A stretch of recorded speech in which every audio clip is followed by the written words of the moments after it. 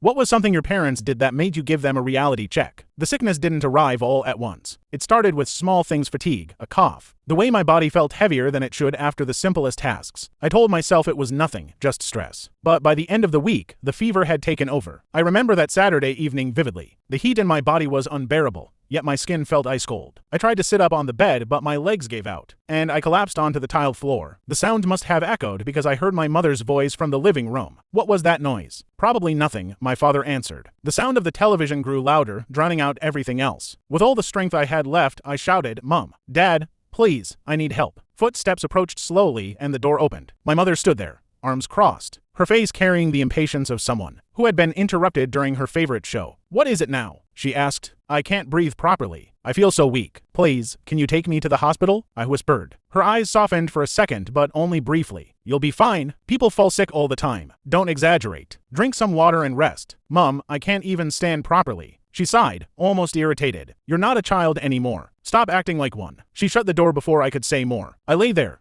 trembling, unable to believe what just happened. Hours passed. My father came to check once, though I wished he hadn't. "You need to toughen up," he said sternly. "This is life. You can't run to people for every little thing. Figure it out yourself." Then he left. That night was the longest of my life. My throat burned, my vision blurred, and the fever raged on. I wanted to scream, but I had no voice left. I thought of calling my brother, but deep down I knew he wouldn't come. He was too busy with his own life partying, chasing after money he never kept. In the morning, when I realized I might not survive another day in that room, I gathered every ounce of strength, crawled to where I had left my wallet, and stumbled out of the house. No one asked where I was going. No one cared. The clinic was a blur. A nurse scolded me for not coming earlier. A doctor shook his head and said, "You're lucky you came when you did." I spent days there recovering, paying from my own meager savings. Not once did my parents visit. Not a single phone call, not a knock on the hospital door. When I was discharged, I returned home quietly. The house was the same. My parents didn't even acknowledge I had been gone. My mother simply asked if I could buy bread on my way back next time. That was when I understood my survival was never their concern.